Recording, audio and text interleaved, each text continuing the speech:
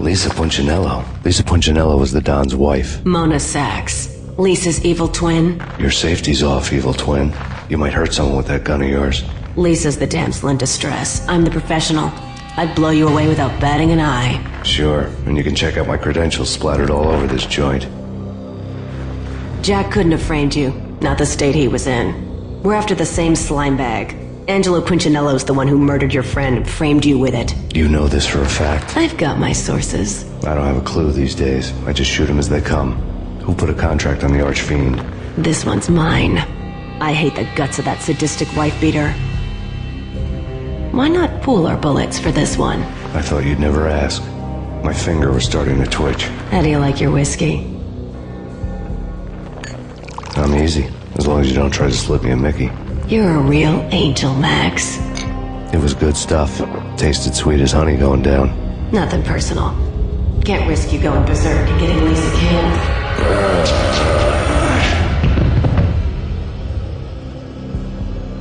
The nightmare was always the same. Violent shapes moving in darkness, old and ugly. The killer's mad laughter was a riddle filled with wicked innuendo.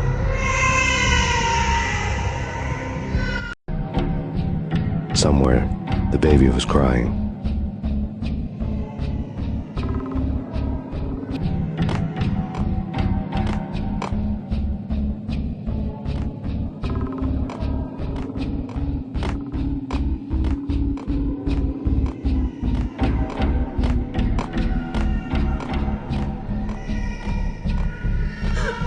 Max, no, please, Max.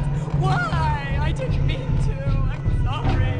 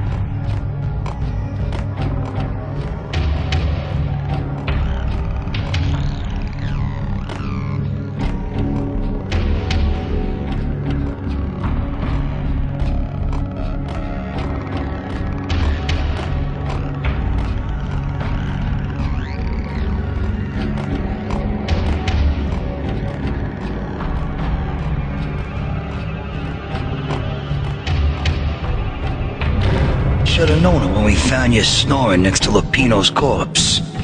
A comedian, huh? Michelle looked at me from the photo.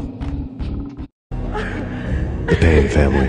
Happiness captured in a Polaroid moment. I had thought it would last forever, till death do us part. I didn't want to think about it. As long as I didn't, it could never happen. But I had broken my own rule. The thought had already slipped in. Fear was rusty needles poking at my brain. Cold and scaly, it slithered down my chest.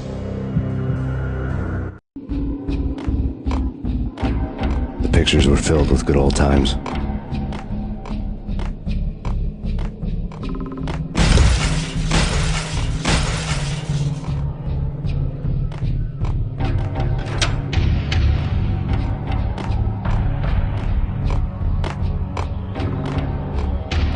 I really love to watch cartoons.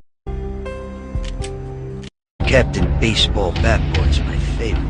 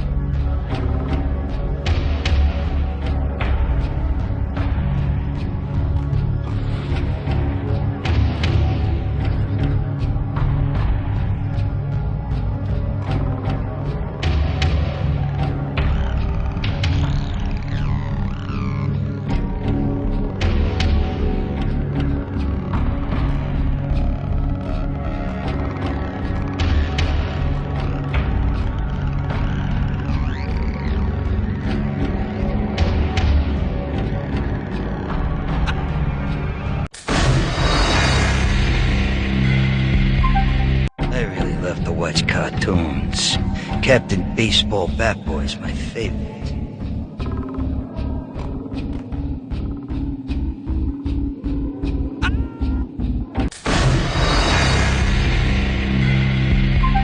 I really love to watch cartoons.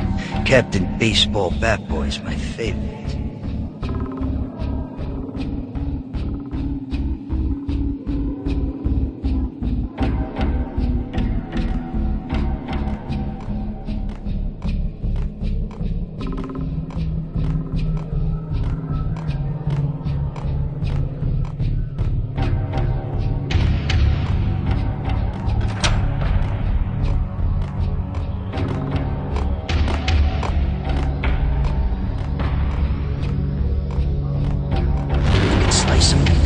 Shoot them full of holes, blow them to bits, vaporize them, disintegrate them. No matter what you do, they'll still be back, good as new.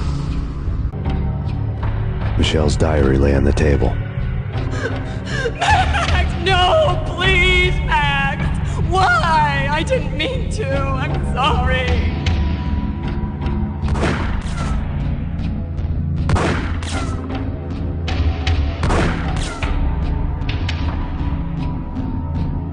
Murderer! You killed her! Nothing like that ever happens in the real world.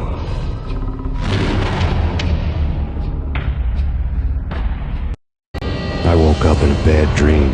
My head felt 2 sizes too small for my brain. Max Payne, I envy your name. And the killer was smiling. Pleased to meet you. I'm Frankie the Bat Niagara. Niagara, as in you cry a lot? He had a baseball bat and I was tied to a chair. Pissing him off was the smart thing to do.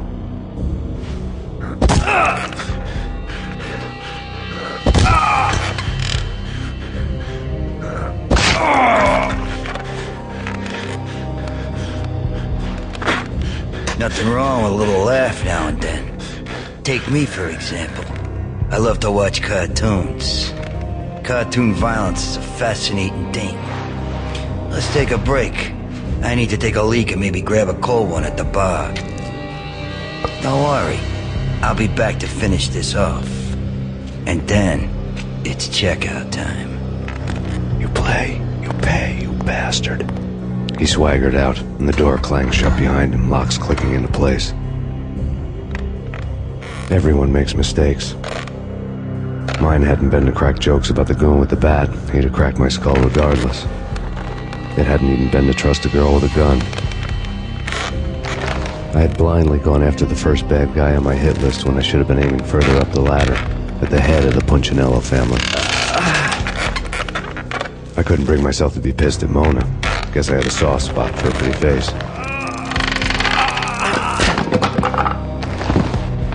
But when somebody decides to play baseball with your head, you tend to get sore. They had dragged me back to the basement of Lupino's hotel. I was beaten, bruised, and blue. I felt like the chair I had broken to get free.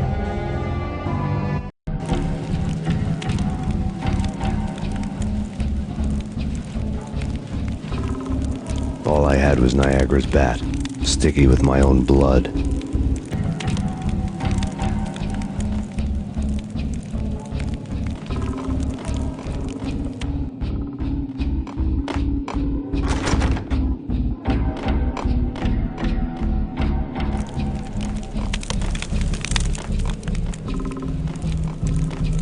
Without a gun, I'd be no match for Frankie's men. I'd have to play hide and seek with them.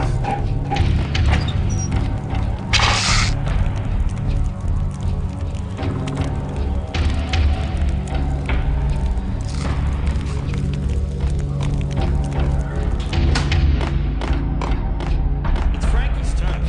We'll take care of it. Hold it!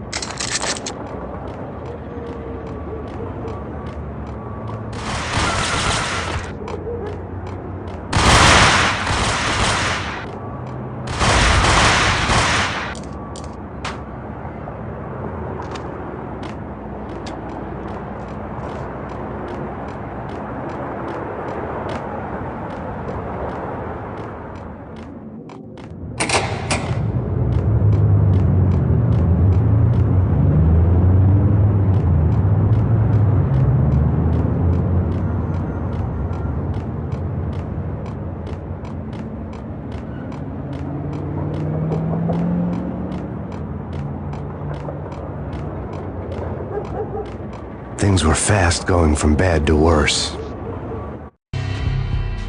The men in blue had come and gone. They had decorated the place with chalk outlines and tied it together with yellow tape.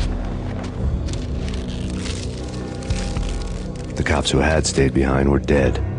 Frankie, his boys, and I had the place all for ourselves.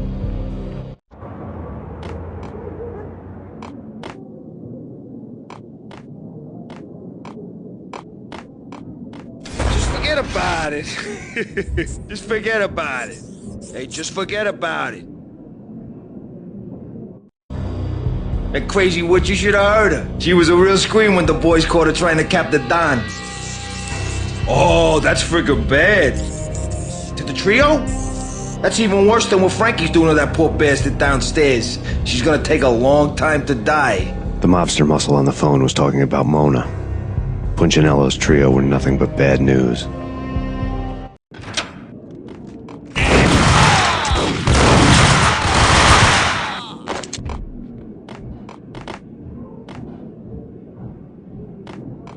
More evidence that Punchinello didn't like me. The fact remains that all the victims so far identified in the Ragnarok shooting have been known criminals, many of whom had large doses of V in their blood.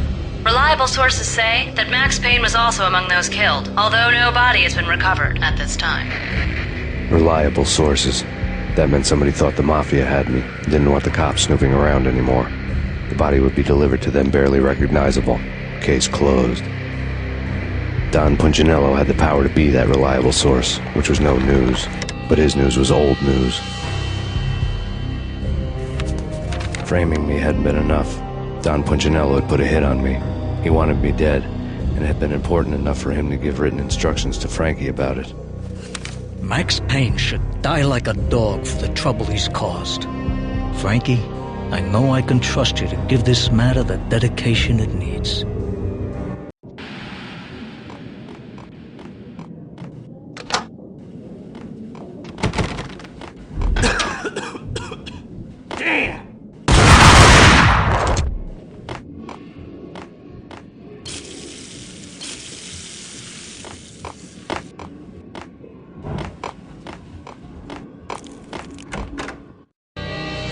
The hotel bar was fast developing quite a history. True to his words, Frankie was there, having a beer. Jesus Christ. How the hell did you get loose? Got bored waiting. Thought, what the hell, we could just as well finish this here.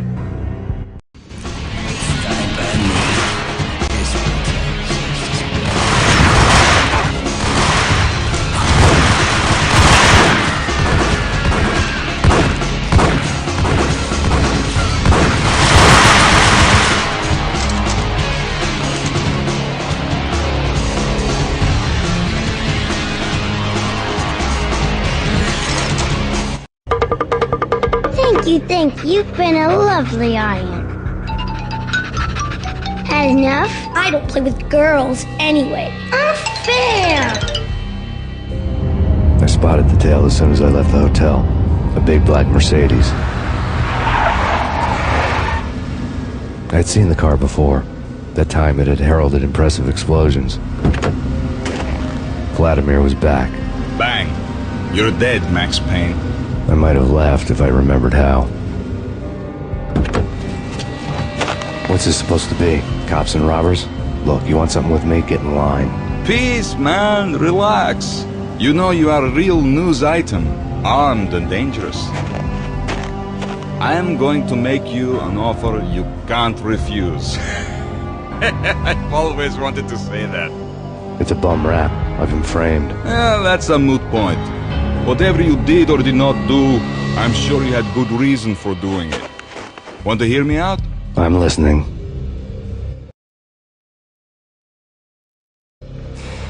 Punchinello messing with V is bad for business all around. But that's not all.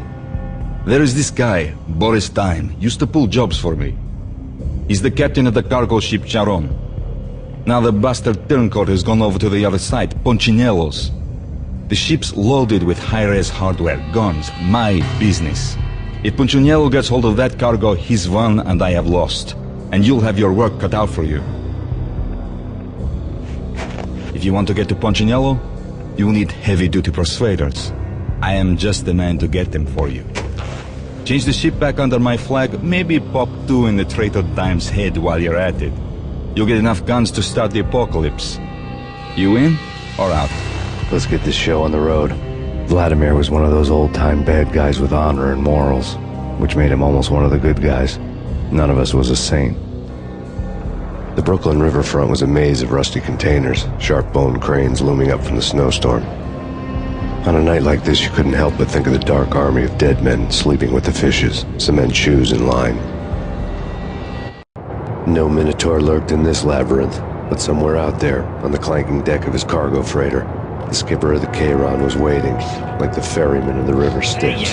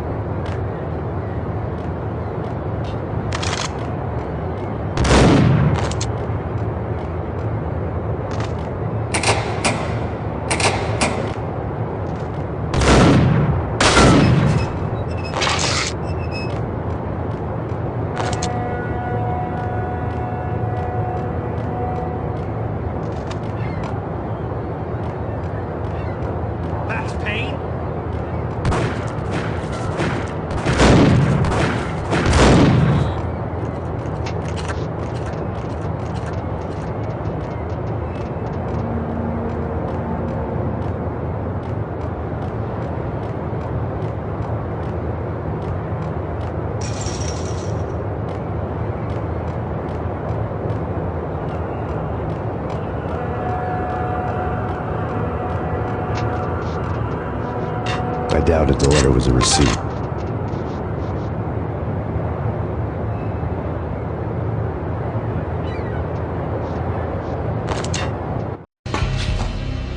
Rico Muerte had come to town to do more than just sort out family troubles. Exhibits number 1, 2, and 3. A briefcase of money, a sniper rifle, and an envelope with one word neatly printed on a folded piece of expensive paper. Mayor.